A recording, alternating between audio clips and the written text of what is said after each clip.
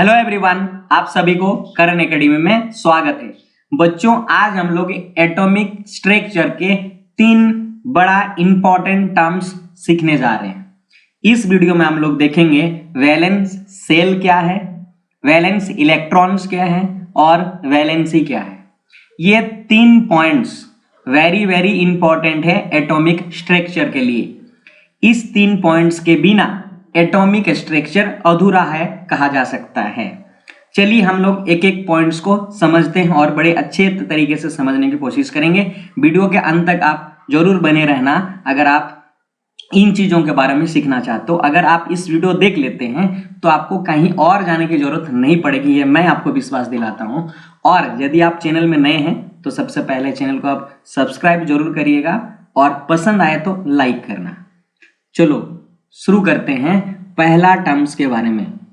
पहला टर्म्स हमारा है वैलेंस सेल। क्या है वैलेंस सेल का डेफिनेशंस पहले हम लोग समझते हैं, फिर इसके बारे में आपको विस्तार से बताऊंगा। The outer most shell of an atom is known as its valence shell और वैलेंस ऑर्बिट। देखो इस डेफिनेशन में ये कहने की कोशिश कर रहा, द आउटर मोस्ट का मतलब होता है सबसे last shell of an atom, किसी एटम के सबसे बाहरी सेल यानी लास्ट शेल को वैलेंस सेल कहा जाता है। तो सबसे पहले हमको समझना पड़ेगा सेल आखिर है क्या। चलो मैं एक एग्जांपल से आपको समझाने की कोशिश करता हूं। जैसे मैं सोडियम एटम्स को लेता हूं और सोडियम का सिंबल होता है Na, ठीक है। यदि आप जनरल इलेक्ट्रॉनिक कॉन्फ़िगरेशंस करते हैं तो फर्स्ट ऑर्बिट में 2 इलेक्ट्रॉन्स होते हैं और दूसरे ऑर्बिट में 8 इलेक्ट्रॉन्स होते हैं और तीसरे ऑर्बिट में 18 इलेक्ट्रॉन्स होते हैं। इस तरह से ये बढ़ते जाता है। वो एटॉमिक नंबर पे डिपेंड करेगा कितने नंबर ऑफ सेल होंगे। तो यहां पर आप देख सकते हो कि सोडियम के एटॉमिक नंबर कितने होते हैं, 11 होते हैं। अगर आप इसका अरेंजमेंट देखेंगे इलेक्ट्रॉन्स का तो पहले ऑर्बिट में 2 होगा, दूसरे ऑर्बिट में 8 होगा और तीसरे ऑर्बिट में 1 होगा। ये जो मैं सेल कह रहा हूं इसी को ऑर्बिट कहा जाता है, कंफ्यूज होने की कोई जरूरत नहीं है। अब हम समझते हैं सेल कौन है। जैसे सबसे पहले एटम्स के अंदर में एक न्यूक्लियस होता है, तो यहां पर मैंने बोला कि ये सोडियम है, इसका ये न्यूक्लियस आप सोच लो। और ये पहला ऑर्बिट है। ये जो आप देख पा रहे इलेक्ट्रॉन्स जो होल्ड किया हुआ है इसको कहा जाता है सेल।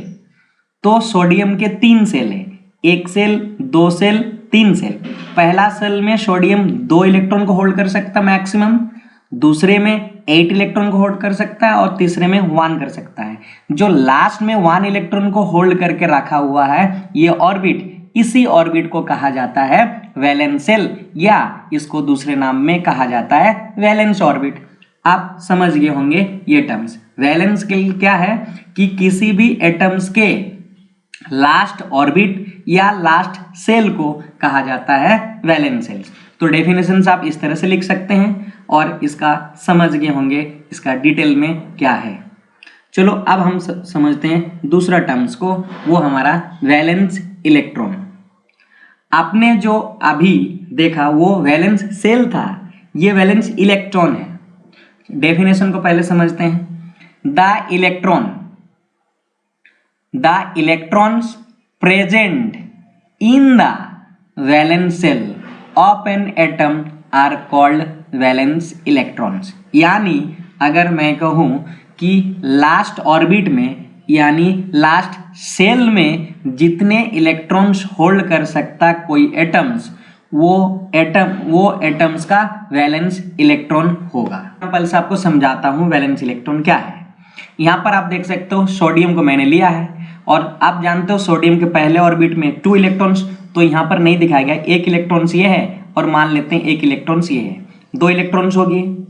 और तीसरे ऑर्बिट में 8 इलेक्ट्रॉन्स है, 4 इलेक्ट्रॉन्स है और मैं 4 इलेक्ट्रॉन्स को ले लेता हूं तो 8 इलेक्ट्रॉन्स हो जाता है।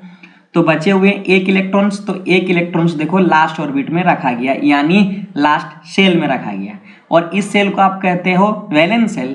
तो वैलेंस सेल में प्रेजेंट इलेक्ट्रॉन्स को ही वैलेंस इलेक्ट्रॉन कहा जाता है। इस प्रकार अगर हम देखें सोडियम के वैलेंस इलेक्ट्रॉन कितने हैं, तो एक है। एक और एग्जांपल लेते हैं। देखो यहाँ पर 2 इलेक्ट्रॉन्स यहाँ पे अरेंजमेंट हुआ फर्स्ट ऑर्बिट में, सेकेंड ऑर्बिट में 8 इलेक्ट्रॉन्स हो गया है और लास्ट ऑर्बिट में 2 इलेक्ट्रॉन्स यहाँ पे प्रेजेंट है। ठीक है, यानी इस एटम्स का वैलेंस इलेक्ट्रॉन कितना होगा, तो आप लोग बताओगे कि इस एटम्स के लास्ट ऑर्बिट में जितने इलेक्ट्रॉन्स है वही उसका वैलेंस इलेक्ट्रॉन है। तो इस ऑर्बिट में 2 आपका लास्ट ऑर्बिट में इलेक्ट्रॉन्स है, तो हम कह सकते हैं इस एटम्स का जो वैलेंस इलेक्ट्रॉन होगा वो 2 होगा। ठीक है, आइए कुछ और इंपॉर्टेंट बात समझते हैं वैलेंस इलेक्ट्रॉन से रिलेटेड। ठीक है, तो यहाँ पर आप देख रहे हैं पहला points, the number of valence electrons varies from 1 to 8, यानी किसी भी एटम्स का फिक्स्ड वैलेंस इलेक्ट्रॉन नहीं होते, वो वेरी करेगा 1 से लेकर 8 तक। हम यहाँ पर ही देख सकते हैं सोडियम के 1 है, देखो सोडियम के 1 है, और यहाँ पर आप देख सकते हो ये जो मैग्नीशियम के हैं जिसके 2 है। तो इस तरह से ये वेरी करता है, फिक्स्ड वैलेंस इलेक्ट्रॉन नहीं होते हैं। अब दूसरा पॉइंट इनका क्या कह रहा है, valence electrons of an atom determine the valency of that element, यानी एक और अच्छा टर्म आया valence electron, valence of that element, यानी उस एलिमेंट्स का वैलेंसी को भी डिटरमाइन करने में काम करता है वैलेंस इलेक्ट्रॉन। अब आइए हम समझते हैं वैलेंसी है क्या। देखो वैलेंसी है क्या, तो सबसे पहले डेफिनेशन अगर आप देखोगे, डेफिनेशन से ही क्लियर हो जाएगा क्या कह रहा है डेफिनेशन ऑफ वैलेंसी का। Valency is the combining capacity of an atom with the atoms of other elements, यानी यहाँ पर इस डेफिनेशन ये कहना चाह रहा है कि कोई भी एटम्स का कंबाइनिंग कैपेसिटी, मतलब एक एटम्स दूसरे एटम्स के साथ कंबाइनिंग होता है, वो जो कंबाइनिंग कैपेसिटी को ही उस एटम्स का वैलेंसी कहा जाता है। यहाँ पर समझते हैं, जैसे मैं बात करूं अगर सोडियम को, तो सोडियम के पास कितने इलेक्ट्रॉन्स होते हैं, तो 11 होते हैं, फर्स्ट ऑर्बिट में 2 और दूसरे ऑर्बिट में 8 और तीसरा ऑर्बिट में 1। मैं और एक बात कर लेता हूँ क्लोरीन को, तो क्लोरीन के पास 2 पहला में और दूसरा में 8, तीसरा में 7, क्योंकि क्लोरीन के एटॉमिक नंबर 17 होते हैं। इस तरह से इसका अरेंजमेंट होगा। तो देखो सोडियम अगर कंबाइन करेगा तो उस एटम के साथ कंबाइन करेगा जो इसका 1 इलेक्ट्रॉन लेने में क्षमता रखता हो, यानी कैपेसिटी है, और इस क्लोरीन उस एटम के साथ कंबाइनिंग करेगा जो 7 इलेक्ट्रॉन्स इसके पास है, जो 1 इलेक्ट्रॉन्स इसको देने में कैपेसिटी रखता हो।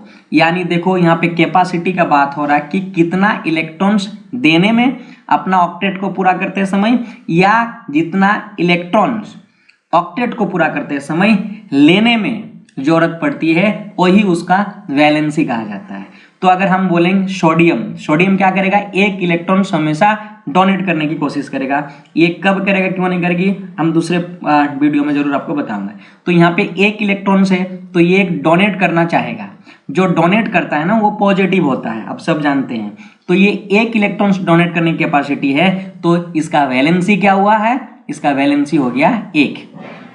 इसका वैलेंस इलेक्ट्रॉन भी हुआ क्योंकि लास्ट शेल में 1 ही है, तो लास्ट शेल में रहने वाले इलेक्ट्रॉन्स को हम लोग कहते हैं वैलेंस इलेक्ट्रॉन, और इसका 1 इलेक्ट्रॉन्स देने के भी कैपेसिटी है, तो इसका वैलेंसी भी हुआ 1। अब आइए क्लोरीन को समझते हैं। क्लोरीन के लास्ट ऑर्बिट में 7 इलेक्ट्रॉन्स है, तो मैं अगर आपसे पूछूं कि इसका वैलेंस इलेक्ट्रॉन्स क्या है तो आप बोलोगे 7। मैं अगर आपसे पूछूं कि इसका वैलेंसी क्या है तो आप बताओगे 1। यहाँ पे 2 डिफरेंट बातें हैं। 1 क्यों, देखो क्योंकि ये 7 इलेक्ट्रॉन्स है, इसको ऑक्टेट पूरा करने के लिए कितने इलेक्ट्रॉन की रिक्वायरमेंट होगी, 1 इलेक्ट्रॉन की रिक्वायरमेंट होगी, इसीलिए क्लोरीन के वैलेंसी 1 होगा। ठीक है, आशा करता हूं आप लोग समझ गए होंगे।